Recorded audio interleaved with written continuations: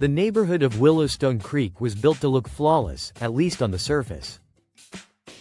Every house carried the same soft gray paint with white trims, every lawn was trimmed to regulation height, and even the seasonal decorations were inspected for visual cohesion. It was the kind of place where appearance mattered more than comfort, and the homeowners quickly learned that what the law allowed, the homeowners obeyed, even when the rules made no sense. It was within this overly polished world that the arrival of a single rescue dog would spark one of the most chaotic HOA battles the community had ever seen. The dog's name was Bruno, a medium-sized mixed breed with mismatched fur patches, a slightly crooked jaw, and one ear that drooped permanently lower than the other. He had survived years of neglect before the family adopted him, and despite his rugged appearance, he had the gentlest energy. Children adored him, neighbors found him charming, and he had become a surprising symbol of warmth on a street where everything felt coldly perfect. The family believed bringing Bruno home marked a new beginning, a touch of authenticity in a place obsessed with perfection. But Willowstone Creek had no tolerance for imperfections, especially those that could be photographed, posted in newsletters, or used as an example of declining standards. The HOA leadership, particularly its president, believed the community needed to maintain a certain luxury appearance, and Bruno, unfortunately, did not fit their definition of acceptable. Within a few days of his arrival, whispers began circulating during morning dog walks. Some residents gave sympathetic glances. Others looked away with discomfort, afraid the HOA would connect their friendliness with approval. The family tried to ignore the stares and continued giving Bruno the life he deserved, taking him on long walks, letting him nap on their front porch, and allowing him to socialize with neighborhood pets. But the HOA was always watching. It started subtly at first, photographs taken from parked cars, clipboard notes scribbled as members strolled past, and newsletters subtly emphasizing maintaining neighborhood aesthetics. But when a pale yellow envelope appeared taped to the family's front door one morning, the confrontation officially began. The letter was professionally typed, formatted with HOA logos and signatures, and the tone was firm. It claimed Bruno's appearance posed a visual inconsistency with the neighborhood's standards. It insisted that dogs within Willowstone Creek were expected to meet community image guidelines. While the letter never explicitly used the word ugly, the implication hung heavier than any written insult could. The HOA demanded the dog be removed from the property within 14 days to preserve neighborhood quality. The family was stunned. Bruno had done nothing wrong. He was licensed, vaccinated, well-behaved, and beloved by kids in the area. The HOA didn't object to noise, damage, or aggression. They objected purely to how the dog looked. The injustice felt almost surreal. Yet, beneath the surface of their shock, something else began to build. Resolve. The next morning, neighbors began approaching cautiously. Some had heard rumors about the letter. Others had received their own HOA warnings over the years for equally absurd reasons. As the family recounted what had happened, word spread quickly. Many homeowners felt the same anger rising within them. The HOA's decision wasn't just petty, it was discriminatory. It targeted a harmless animal based solely on appearance, and if they could target Bruno, they could target anyone. By the end of the day, the story had already taken root in local message boards. Pictures of Bruno, looking confused but adorable, made their way onto community forums, accompanied by paragraphs of outrage. Longtime residents shared their own encounters with the aggressive HOA board, recounting years of frustration, fear, and silent resentment. Bruno, unintentionally, became the moment of unity the neighborhood hadn't realized it needed. But the HOA, rather than backing down, doubled its efforts. Enforcement committee cars began driving past more frequently, and additional letters were sent threatening escalating fines. The board assumed the homeowners would fold as they always had, intimidated by formal notices and legal-sounding terminology. They believed the community feared them too much to resist. they were wrong. For the first time in a long while, Willowstone Creek felt alive, not with fear, but with collective energy. Homeowners began organizing quiet discussions, planning meetings, and exploring ways to push back. Although they didn't yet know it, their battle was only at the beginning, and the world beyond their neighborhood was about to take interest as well. As the days passed, the tension grew thicker, and a subtle sense of rebellion stirred beneath. The morning after the neighborhood informally rallied around Bruno, Willowstone Creek felt different. The manicured lawns and neatly pruned hedges no longer radiated calm. Instead, they seemed like silent witnesses to an impending storm. The HOA board sensed the shift and wasted no time reclaiming control. Their first move came at dawn, when residents awoke to the sound of car doors, footsteps, and the clipped murmurs of the HOA enforcement team as they moved through the streets like an inspection squad. They carried cameras, tablets, and thick binders filled with community regulations. Homeowners peeked through blinds as the team photographed minor imperfections: mailboxes with chipped paint, trash bins slightly out of alignment, bicycle tires touching driveways, even holiday wreaths deemed off-season. Notices were handed out with unnerving precision, creating an atmosphere of intimidation. It was clear the HOA wasn't just enforcing rules, it was sending a message. Anyone who sided against them would feel the pressure. Bruno's family received the harshest notice. This one was larger, bolder, and delivered with a red sticker indicating urgent compliance required. The HOA now claimed Bruno was a public distraction, citing the growing community attention as grounds for mandatory removal. The notice mentioned disruption of neighborhood harmony, accusing the family of inciting unrest. It was a transparent attempt at silencing them. The board didn't want unity, they wanted obedience. Word of the new wave of fines spread quickly, and resentment simmered. Neighbors began congregating in small groups along the sidewalks, exchanging updates and venting frustrations. The collective anger toward the HOA's heavy-handed tactics grew, but it hadn't yet transformed into organized resistance. It would take something, or someone, to ignite that spark. That spark arrived unexpectedly from an unlikely source: a teenage resident named Lila.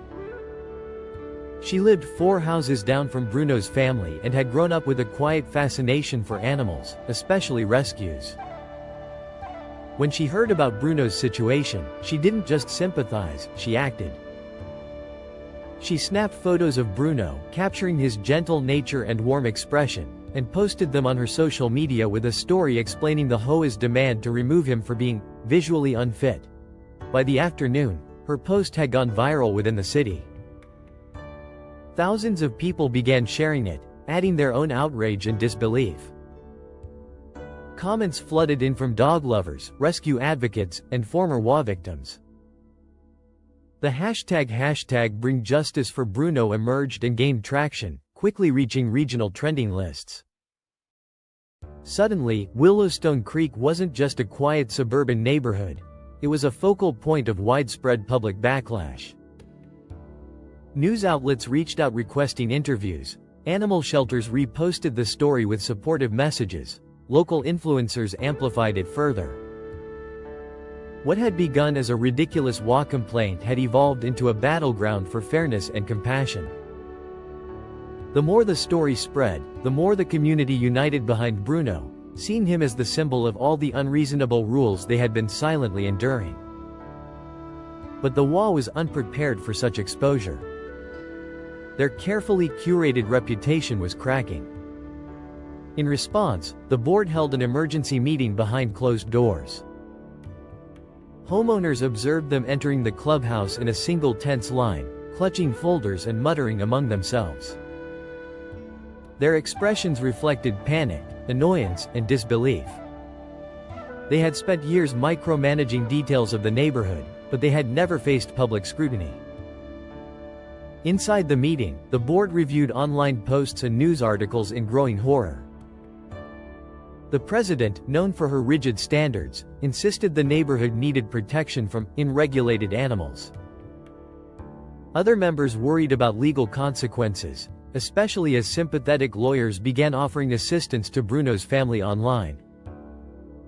Their arguments grew heated, and the blame was passed around like an unwanted note. But despite their disagreements, they all shared one fear: losing control of the community. Meanwhile, outside the meeting room, residents gathered, waiting, watching, whispering. They could feel the momentum shifting in their favor. Some brought signs showing support for Bruno. Others held their pets close, as if acknowledging that their companionship could someday face similar judgment. Solidarity was growing quickly, and the HOA's previously unchallenged authority was fading. As evening fell, the HOA board finally exited the clubhouse. Their body language was stiff, defensive, and strained. They offered no explanation, only silent nods before retreating to their homes. But silence was no longer enough to contain what had begun. The community sensed the board's fear, and took it as encouragement. That night, Bruno's family gathered messages of support, emails from local rescue groups, and screenshots of widespread online attention. They understood now that this fight was bigger than their dog. It was about compassion, fairness, and standing up to an organization that had gone unchecked for too long. Bruno lay peacefully at their feet, unaware of the role he had played in uniting an entire neighborhood and igniting a movement. His mismatched fur and imperfect features had become the foundation of something powerful, something the HOA could no longer exhaust, intimidate, or silence. The battle lines were clear, and the neighborhood was ready. The surge of attention surrounding Bruno transformed Willowstone Creek in a matter of days. What once felt like a neighborhood ruled by a silent force now pulsed with collective determination. People who had never spoken to each other began forming connections, united by frustration and a shared desire to reclaim their community. The HOA had governed for years through fear: fear of fines, fear of public shaming, fear of non-compliance. But fear, once challenged, loses much of its power. And Bruno, unknowingly, had given everyone the courage to question the system they had tolerated for far too long. The viral campaign continued to grow at an astonishing pace. Rescue organizations sent messages of support, animal rights advocates shared Bruno's story on digital platforms, and a wave of online petitions emerged demanding that the HOA retract its discriminatory order. Viewers from other cities shared their own HOA horror stories, creating an overlap of personal experiences and encouraging even more people to join the movement. It was no longer just about a single dog. It had become a spotlight on authoritarian community boards across the country. Within Willowstone Creek, residents began organizing themselves. Small gatherings turned into structured meetings, first in living rooms and then in driveways, where homeowners sat in folding chairs and exchanged stories long kept hidden. They spoke of unnecessary fines, arbitrary rule changes, and intimidation tactics that had slowly stripped away their sense of autonomy. The HOA leadership had always assumed the residents were too afraid or too isolated to resist. They had never considered the possibility of unity. The first strategic move came from a group of homeowners who had once worked in legal professions. They volunteered to analyze the HOA bylaws, and what they discovered shocked nearly everyone. The board had been operating under outdated protocols, stretching vague rules to their advantage, and enforcing standards that were never legally ratified. There were glaring loopholes, missing signatures, and several violations that undermined the legitimacy of many decisions. The more the group uncovered, the more confident the community became. Residents began documenting every instance of harassment, every unjustified notice, and every sleight of hand used to maintain control. They compiled a growing collection of evidence, forming the backbone of a case they planned to bring against the HOA. For years, the board had relied on the assumption that homeowners would never dare challenge them.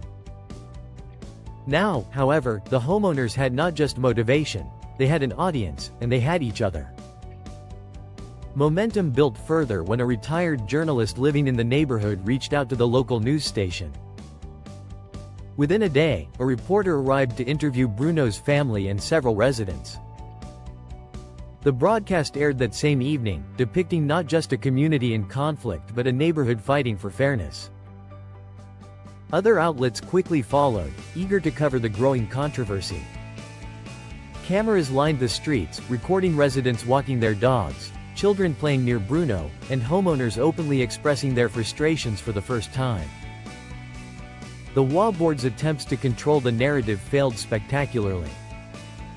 Their statements were stiff, rehearsed, and poorly received by viewers who compared them to authoritarian caricatures.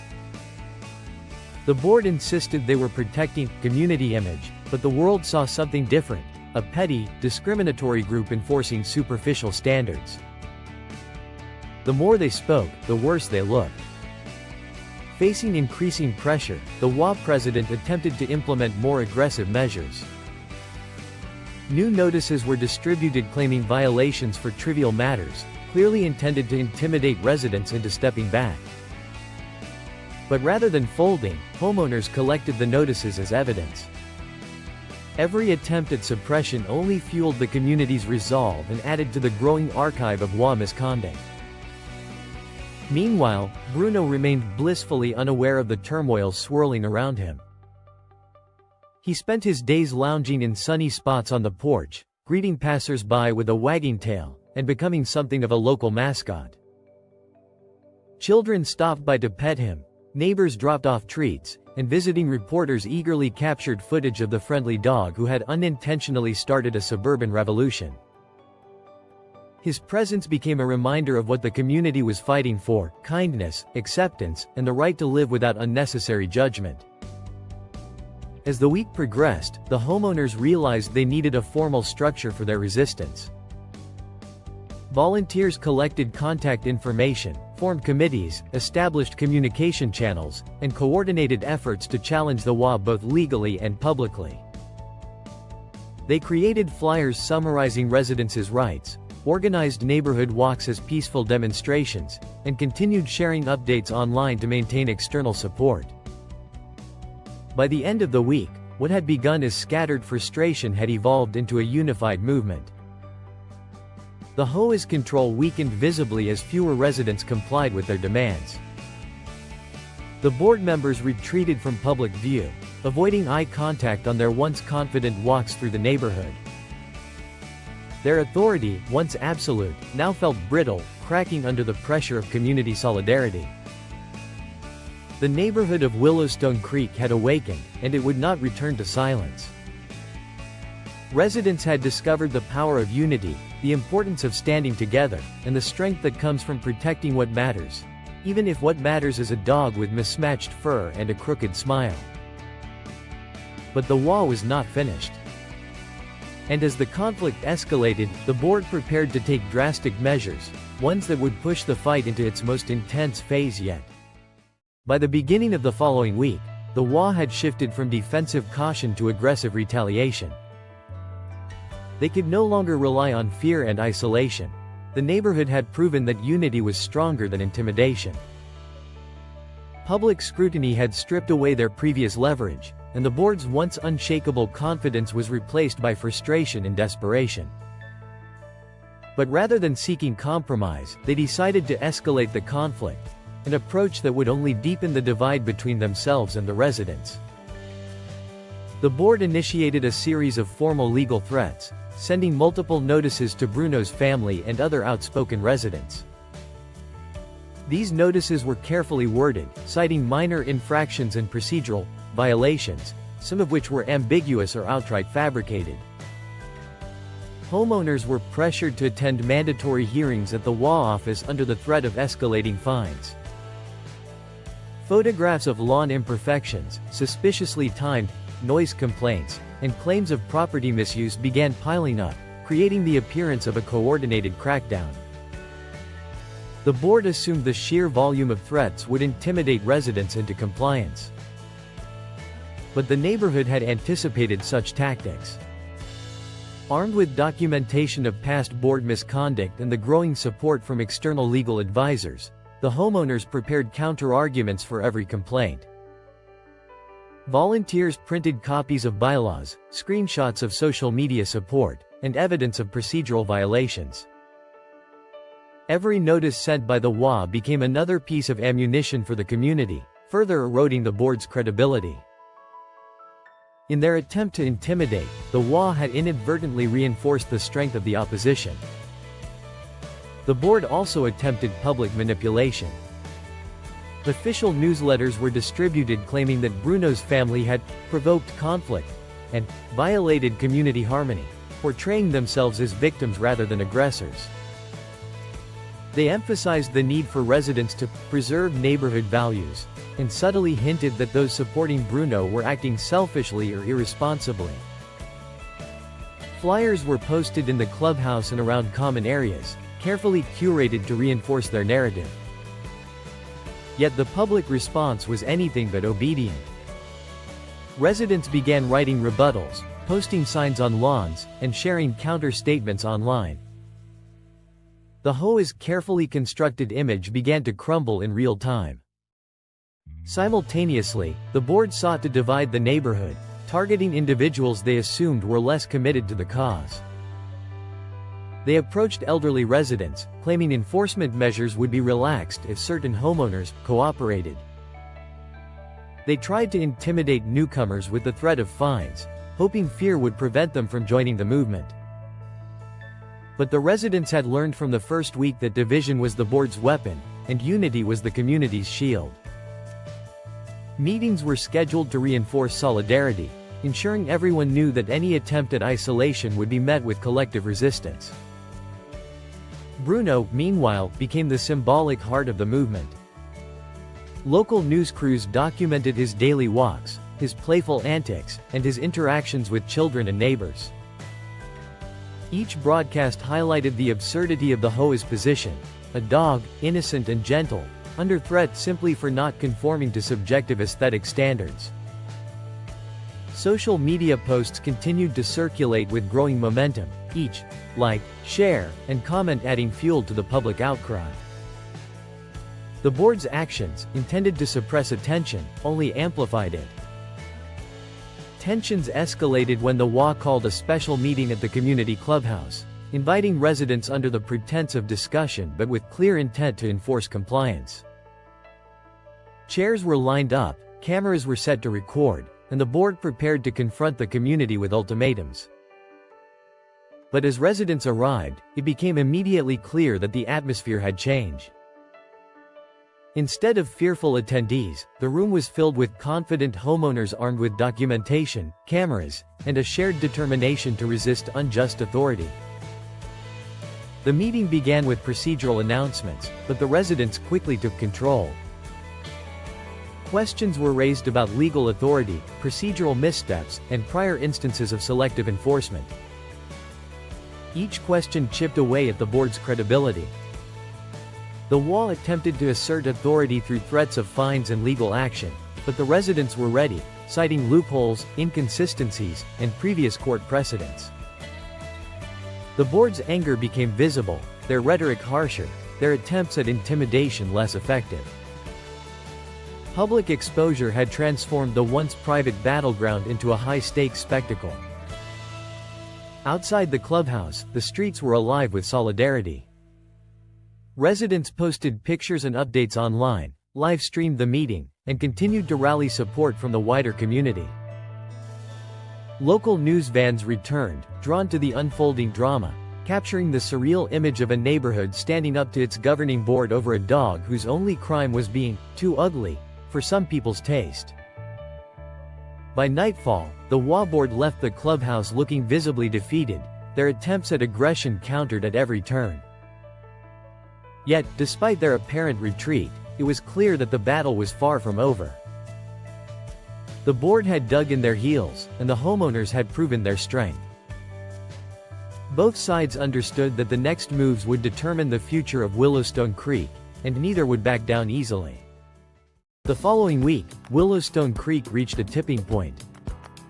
The HOA had tried intimidation, manipulation, and legal threats, but their tactics had only united the community further. Residents realized that to defeat the board, they needed a strategy that combined legality, publicity, and unity, something the HOA could neither ignore nor manipulate.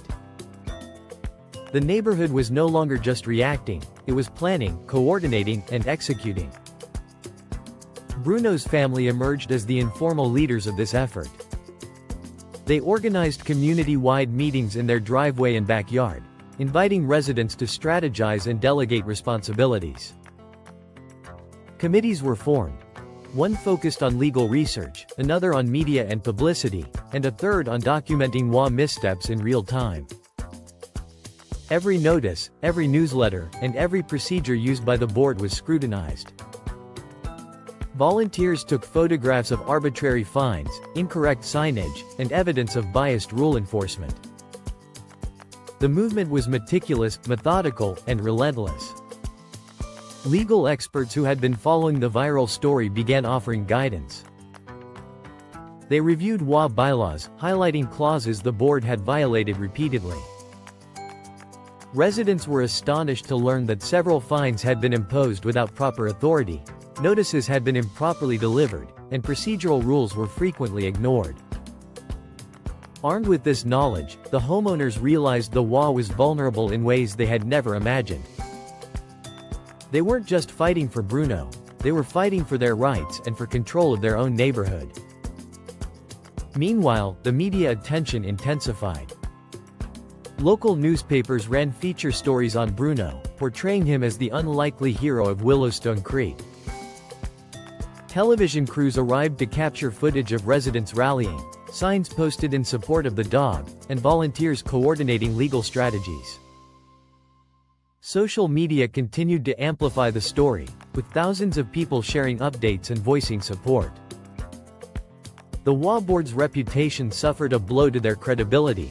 They were increasingly portrayed as petty, authoritarian, and out of touch. The next major move came in the form of a neighborhood petition. Hundreds of residents signed a formal document demanding that the HOA retract its orders against Bruno and cease issuing arbitrary fines. The petition also called for the resignation of key board members who had repeatedly abused their authority. Once complete, the petition was submitted to local authorities and posted online, drawing attention from city officials and community advocacy groups. It was a bold and unprecedented move, signaling that the residents were no longer content with quiet resistance. Tension reached its peak during another HOA meeting. The board convened at the clubhouse, hoping to assert control, but this time the room was packed with homeowners ready to confront them. Cameras recorded every moment as residents questioned authority, cited legal violations, and shared personal accounts of harassment. The HOA attempted to respond, but each argument was met with counterpoints, evidence, and public scrutiny. The board's carefully maintained image of authority crumbled under the weight of collective action and legal accountability. By midweek, the power dynamic had shifted completely. The board attempted to enforce fines on the grounds of non-compliance and disturbing neighborhood harmony, but residents refused to pay, citing the evidence they had gathered and the legal guidance they had received. Attempts to intimidate individuals only strengthened the community's resolve. Every aggressive move by the HOA became another opportunity for residents to expose mismanagement and rally support. Bruno remained the heart of the movement. News crews captured him playing with children, lounging on the porch, and wagging his tail at visitors. The dog's presence was a living symbol of resistance, reminding everyone that the battle was about more than just aesthetics, it was about fairness, justice, and community integrity. His imperfections had become the rallying point for unity and courage. By the end of the week, it was clear that the homeowners were winning. The HOA's attempts at control had failed spectacularly, and their credibility was in tatters. Residents celebrated small victories. Fines were rescinded, public opinion had turned overwhelmingly against the board, and city officials began monitoring the situation. Willowstone Creek was no longer a neighborhood ruled by fear. It was a community empowered by solidarity, strategy, and the courage to stand up for what was right. But even as momentum built, one final confrontation loomed.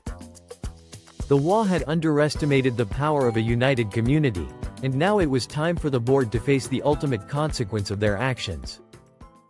The final chapter of Willowstone Creek's struggle unfolded like a storybook of justice.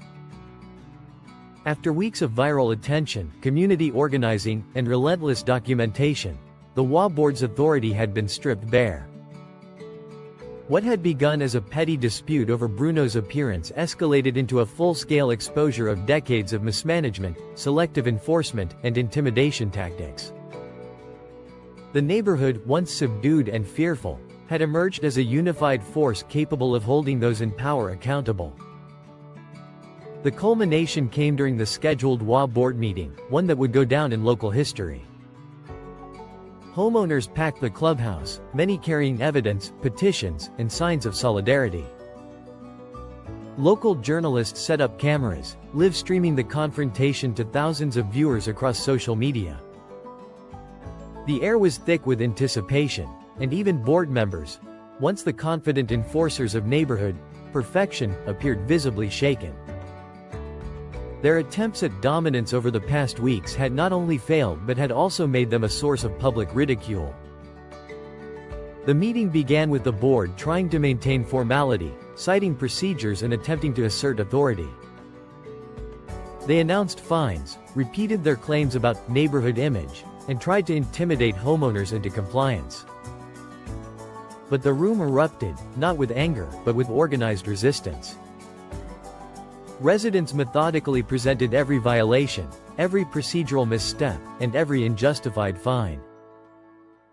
Legal counsel consulted with volunteers, ensuring that every statement from the HOA was challenged effectively. What was once intimidation now became proof of incompetence and abuse. Petitions were read aloud, capturing hundreds of signatures demanding the board's resignation. Each voice added weight to the argument. Neighbors, local business owners, and online supporters had joined forces to demonstrate the HOA's lack of legitimacy. Social media updates from the live stream amplified the scene, turning a local meeting into a public spectacle. The broader community watched in awe as residents refused to be silenced, their collective courage exposing the absurdity and cruelty of the board's actions. The turning point came when a former city attorney, who had been following the story closely, addressed the room. He outlined the numerous legal oversights the board had committed, violations that rendered many fines and notices unenforceable. Homeowners were encouraged to vote on a motion to dissolve the current board and reorganize under transparent, accountable leadership. The overwhelming consensus was clear. The HOA's credibility was gone, and their control had been rightfully challenged. One by one, board members were confronted with undeniable evidence of mismanagement. The president, who had spearheaded the effort against Bruno, attempted to defend herself, but her arguments fell flat under the weight of documentation, public scrutiny, and the relentless questioning of homeowners. It became painfully clear that the board had overplayed its hand. The veneer of authority that had ruled the neighborhood for so long had been shattered. By the meeting's conclusion, a vote was held. The decision was unanimous. The existing board was removed from power, their actions condemned, and plans were set in motion for a fair and accountable restructuring of HOA leadership. Residents cheered, hugged, and celebrated, not just for Bruno, but for reclaiming their neighborhood, their rights, and their dignity. The viral campaign that had started as a plea to save one dog had evolved into a transformative moment for the entire community. Bruno, blissfully unaware of his role in the revolution, remained the symbol of triumph. Children played around him, neighbors brought treats, and photographers captured the moments of celebration. His ugly appearance had become a badge of honor, proof that authenticity, kindness, and resilience could overcome superficiality and injustice. What the HOA had sought to suppress became the very catalyst for change. In the aftermath, Willowstone Creek experienced a remarkable transformation. The new HOA board, elected from among homeowners, implemented fairer guidelines, transparent processes, and community-focused policies. The fear and tension that had once defined daily life vanished, replaced by collaboration, respect, and shared responsibility. Residents had learned that even a single voice, backed by courage and unity, could ignite change that reverberated far beyond their own front doors. And as for Bruno, he remained the heart of the neighborhood. No longer too ugly for Willowstone Creek, he was now celebrated as the unlikely hero whose presence reminded everyone of the power of love, perseverance, and community. His mismatched fur, crooked jaw, and drooping ear became symbols of defiance, resilience, and triumph over injustice. The neighborhood had faced fear, harassment, and petty authority, and emerged stronger than ever. Willowstone Creek had learned a lesson the HOA would never forget. Appearances could not dictate justice, and a united community was a force no board could suppress.